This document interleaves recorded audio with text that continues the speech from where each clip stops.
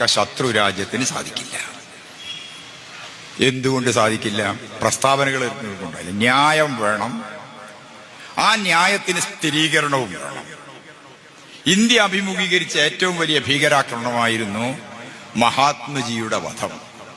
1948 ജാനുവരി 30 ആ വേദനിപ്പിക്കുന്ന സംഭവം നടന്നത്. ആ ഭീകരാക്രമണം മൂലം ഇന്ത്യ അസ്ഥിരപ്പെട്ടില്ല.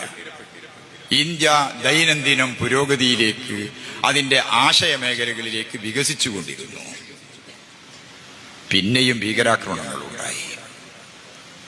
പാകിസ്ഥാൻ ഭീകരാക്രമണം നടത്തിയത് കഴിഞ്ഞ 30 വർഷമായി അമേരിക്കയ്ക്ക് വേണ്ടിയാണെന്ന് പാകിസ്ഥാന്റെ ഒരു മന്ത്രി ഇന്നലെ മെനിയാന്ന് വെളിപ്പെടുത്തിയിട്ടുണ്ട്.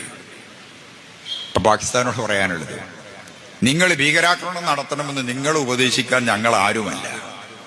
പക്ഷെ നിങ്ങളോട് ഒന്ന് പറയാനുണ്ട്. ഒരു ഇസ്ലാമിക രാജ്യമെന്ന മേൽവിലാസത്തിൽ അറിയപ്പെടുന്ന നിങ്ങൾ രാഷ്ട്രീയ തെമ്മാടിത്തമായാലും ദേശീയ തെമ്മാടിത്തമായാലും അത് കാണിക്കുക വഴി പൊതു ലോകത്തിന്റെ മുമ്പിൽ അപഹസിക്കപ്പെടുന്നതും വിമർശിക്കപ്പെടുന്നതും പരിശുദ്ധ ഇസ്ലാം എന്ന റബ്ബിന്റെ വ്യവസ്ഥിതിയാണ്.